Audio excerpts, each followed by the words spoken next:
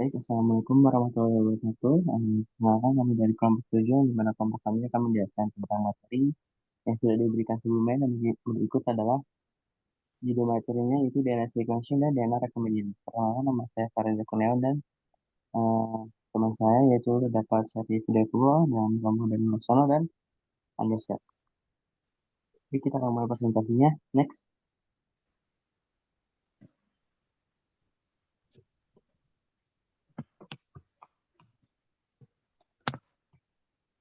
Oke, di sini ada topik utama dalam bioteknologi yang dimana untuk pembelajaran kita itu ada pada poin ketiga itu adalah DNA sequencing, di mana DNA sequencing ini metode untuk menentukan urutan nukleotida dalam DNA, yang dimana metode yang digunakan adalah metode dari Sanger yang menggunakan DNA polimerase. Next.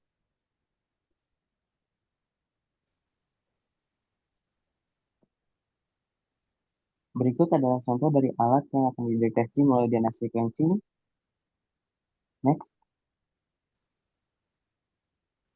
Nah, untuk DNA sequencing terbagi menjadi dua metode, yaitu melalui metode Symaxon Gilbert Chemical Sequencing, lalu ada Sanger Enzymatic RBD Deoxy Sequencing. Untuk penggunaan metode yang sering digunakan adalah metode yang kedua, yaitu metode dari si Sanger, di mana prinsip dari Sanger adalah menyebabkan penghentian sintesis DNA karena tidak memiliki gugus 3-OH yang diperlukan untuk perpanjangan rantai dari DNA.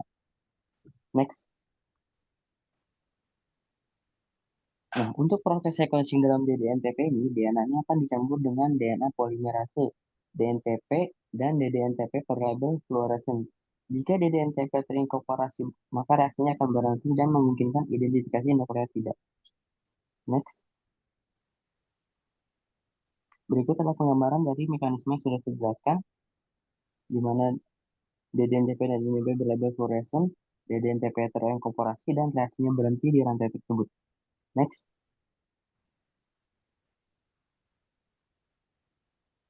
DNA sequencing. Substrat yang dicari adalah replikasi dari DNA, yaitu DDNTP. Saya jelaskan, jika DDNTP ini terinkorporasi, maka replikasi DNA akan terputus, atau bisa dibilang reaksinya akan terhenti pada tahap tersebut.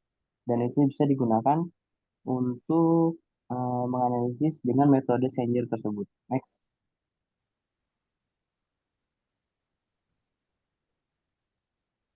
Jika DDNTP yang ditambahkan pada pendengaran DNA, maka untai DNA akan terputus karena basa DNA lainnya tidak bertambah. Berikut adalah contoh dari gambaran senyawa jika hidroksida itu tersebut terputus. Next.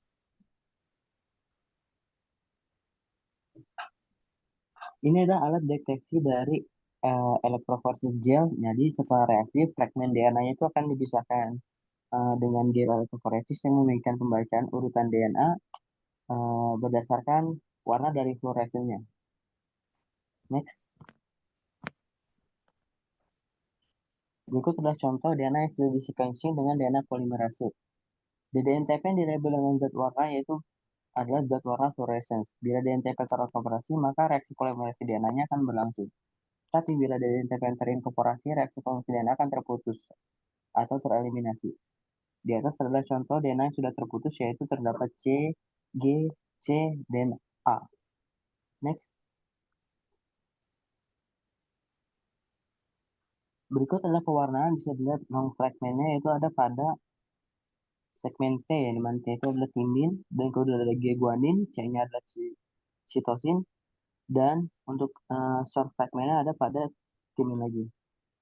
Dan itu sudah diurutkan berdasarkan atau bisa dibilang sudah dipisahkan dengan gel elektroforesis, jadi telah tereliminasi oleh DNTP dan terdefinisi dengan warna yang masing-masing oleh uh, sequence DNA yang dapat dibaca dari buah atas yang dibawakan oleh gel elektroforesisnya.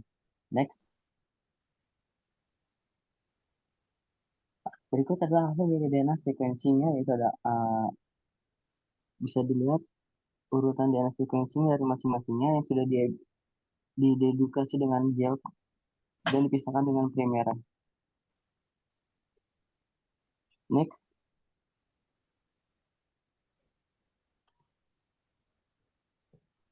Berikut adalah contoh dari fragments yang dipasangkan dengan uh, dari potongan terbesar ya hingga potongan yang terkecil ya.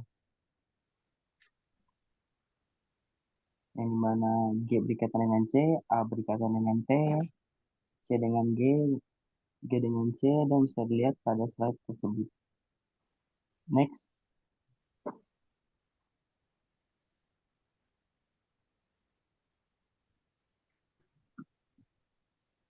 eh, berikut adalah hasil dari gelombang yang akan diterima oleh alat pendeteksinya. Alat pendeteksi yaitu alat pendeteksi adalah DNA sequencer. Nah, yang dimana hasil itu akan menampilkan sebuah gelombang, yang dimana bisa dilihat gelombangnya itu ada gelombang pada gelombang T, gelombang A, dan gelombang T memiliki frekuensi yang paling tinggi pada hasil gelombang DNA sequencing. Next, berikut adalah mekanisme penjabarannya, di mana template DNA akan disekuensi atau diurutkan.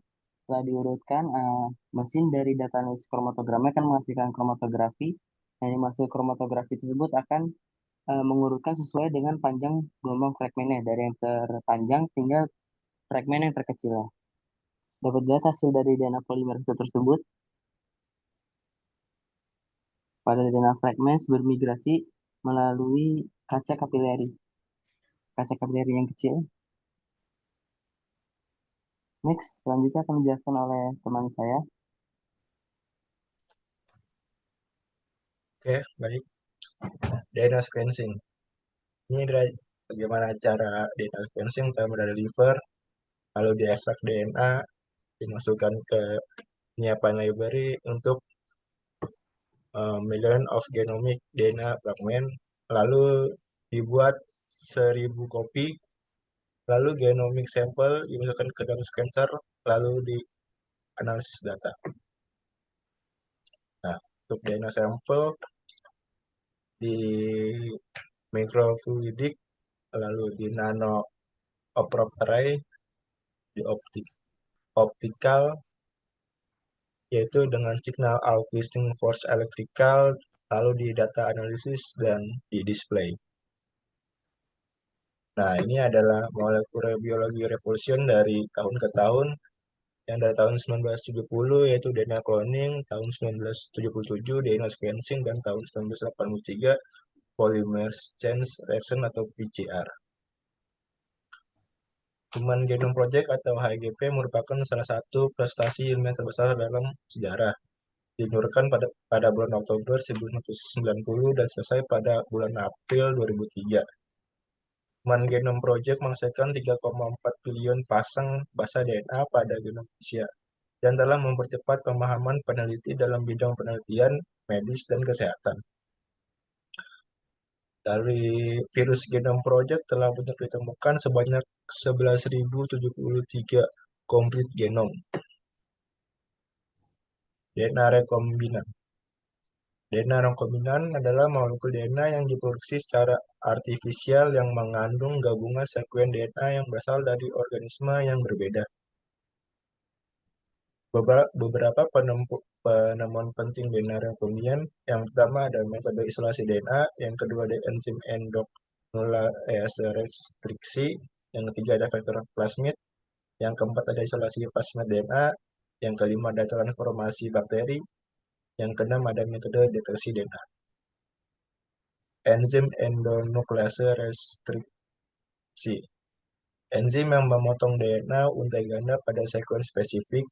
Sekuen spesifik disebut palindromes, yaitu jika dibaca dari dua arah terbaca sama, yaitu MOM atau MOM. Ini ada gambar enzim endonuklease restriksi, itu ada sel bakteri, DNA bakteri, dan enzim endonuklease restriksi. Ini ada berbagai macam enzim endonuklease restriksi, yaitu dengan antara lain Escherichia coli, Haemophilus apetius, Thermus aquaticus, Desulforphilo, dan lain-lain. Dan enzim DNA ligase yang utama DNA ligase adalah enzim yang dapat menyambung potongan DNA yang dipotong dengan enzim endonuklease restriksi. Dua mengandung gugus 5 fosfat dengan gugus 3 hidroksil pada ujung DNA. Lalu ada plasmid, DNA ekstrak kromosomal dalam suatu bakteri yang dapat direplikasi secara otonom tapi tidak bisa terintegrasi ke dalam kromosom host base. Mengandung gen resistensi antibiotika tapi tidak esensial untuk pertumbuhan sel dan dapat membuat bakteri kebal terhadap antibiotik tertentu. Plasmid yang digunakan dalam teknologi cloning dapat dibuat secara artifisial. Plasmid mengandung cloning sets yang sekulen dikenal oleh enzim endonuklease. Sekarang akan dibacakan oleh Syarif Hidayatullah.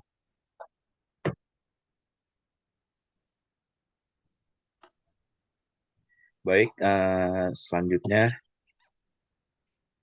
ada teknik pembuatan molekul DNA rekombinan in vitro. Yang pertama, plasmid DNA dipotong dengan EcoRI atau enzim restriksi yang digunakan untuk memotong DNA pada urutan yang sangat spesifik ya, menghasilkan potongan DNA yang sticky ends. Sampel DNA dari manusia dipotong dengan enzim restriksi ini menghasilkan potongan DNA yang sticky ends. Kedua potongan DNA tersebut dicampur dengan DNA ligase sehingga dapat menggabungkan kedua potongan DNA membentuk ikatan kovalen. Next. Next. Lalu ini gambaran teknik pembuatan molekul DNA rekombinan in vitro. Next.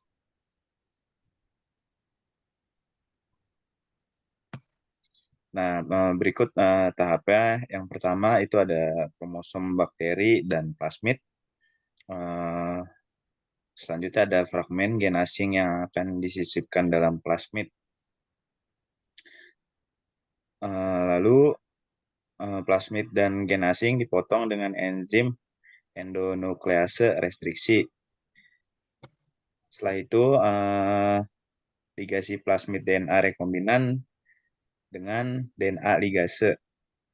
Dan yang terakhir plasmid DNA rekombinan ditransformasikan ke dalam sel bakteri.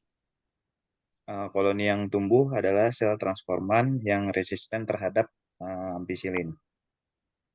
Next.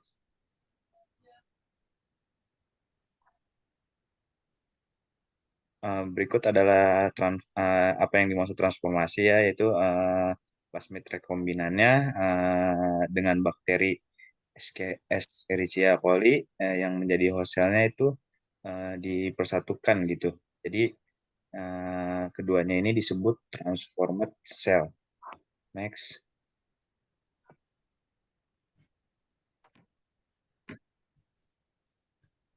Transfer DNA. Proses transfer DNA rekombinan ke dalam sel hospes tergantung pada jenis vektor yang digunakan. Ada beberapa cara transfer DNA.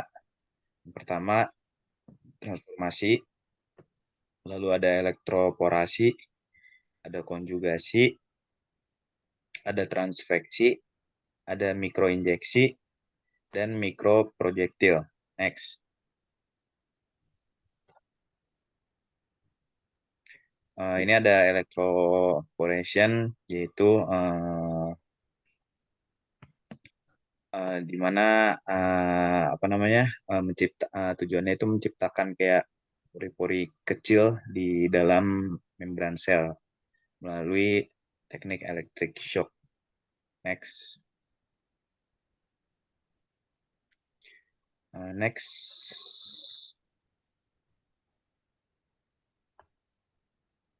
Selanjutnya selectable marker antibiotik resisten. Plasmid yang mengandung gen resistensi terhadap ampicillin dapat membuat sel menjadi resisten. Transforman sel yang menerima plasmid mampu tumbuh dalam media yang mengandung ampicillin. Next.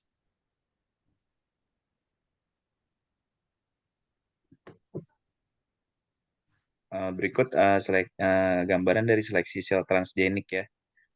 Tadi sel plasmid dan bakteri yang sudah ditransformasi sama bakterinya saja itu dimasukkan ke dalam medium gitu ya yang ditambahkan dengan ampicillin. Lalu ditunggu semalam gitu ya.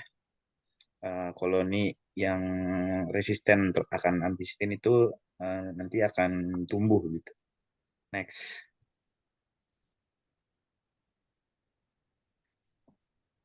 Berikut merupakan gambaran dari skema rekayasa DNA rekombinan. Next.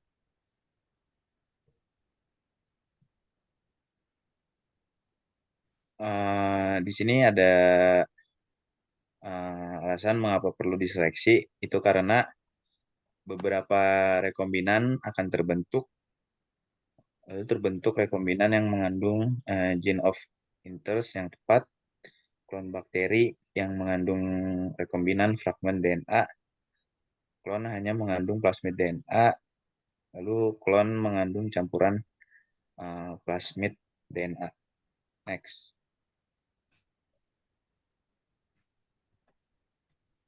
Ringkasannya, vektor atau DNA plasmid yang memiliki gen resisten dan DNA of interest dipotong dengan suatu enzim endonuklease. Lalu DNA sampel dicampur agar terjadi penggabungan oleh DNA ligase. Selanjutnya transformasi DNA rekombinan ke dalam sel hospes dan seleksi sel transforman yang mengandung plasmid rekombinan dengan cara membiarkan pada medium pembenih yang mengandung antibiotika. Dan selanjutnya identifikasi sel hospes yang membawa DNA rekombinan atau gene of interest. Next. Ini sebagai contoh ya, coba next.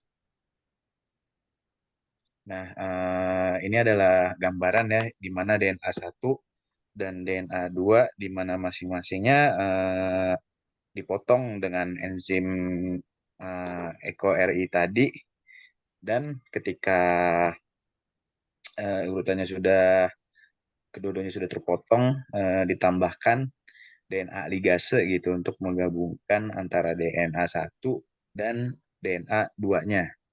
Next.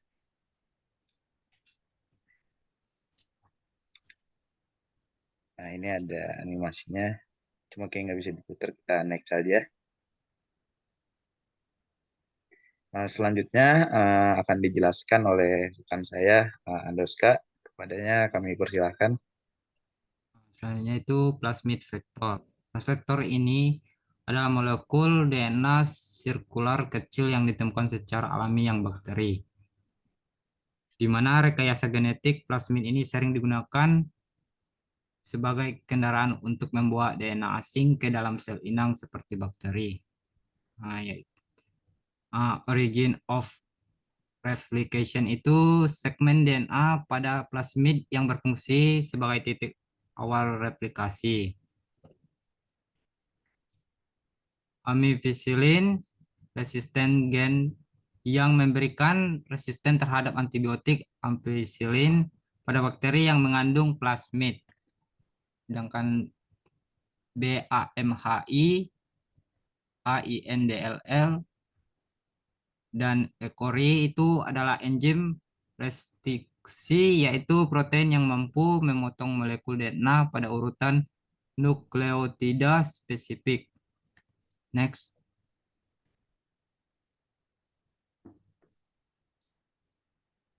Gen of interest adalah itu gen yang ingin kita klon atau perbanyak.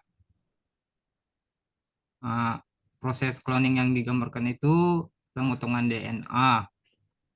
Yang kedua itu ligasi. Yang ketiga itu transformasi. Next.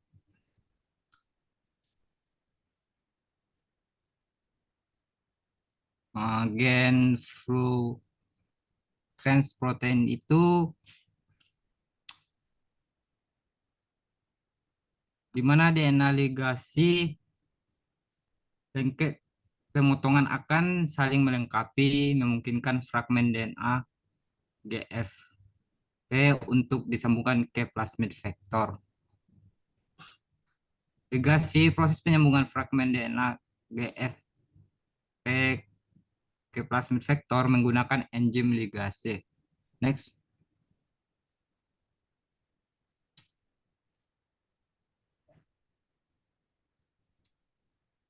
Mulai itu grand fluence protein itu DNA ligase seperti yang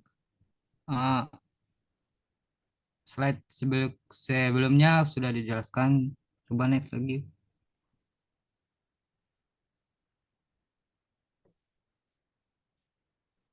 Next.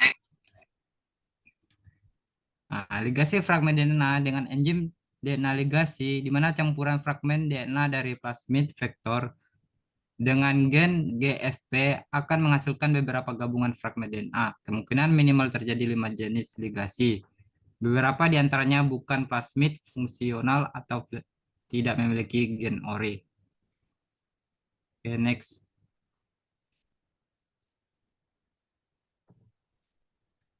Seleksi klon rekombinan.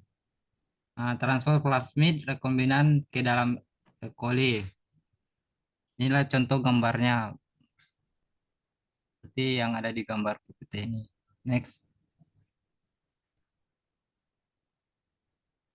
E. coli dapat menerima plasmid rekombinan secara simultan dengan satu atau lebih plasmid. Oleh sebab itu harus diverifikasi bahwa sel transforman merupakan klon yang menerima rekombinan plasmid yang tepat. Next. Untuk verifikasi klon rekombinan itu hanya bakteri yang mengandung gen resisten yang dapat tumbuh. Kemudian itu medium mengandung ampicillin. Oke, next.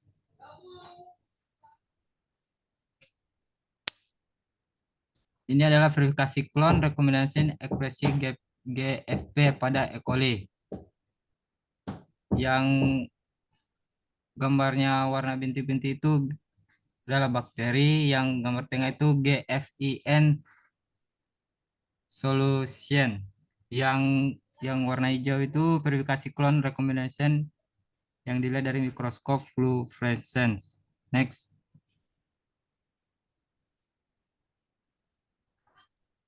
Ini adalah yang mempunyai gen GFF transgenik E. coli.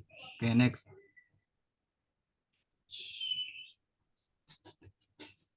Aplikasi DNA rekombinan.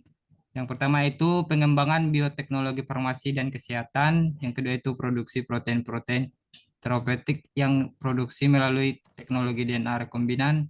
Yang ketiga itu pengembangan teknologi transgenik dan genetically modified organisms, yaitu GMO. Next.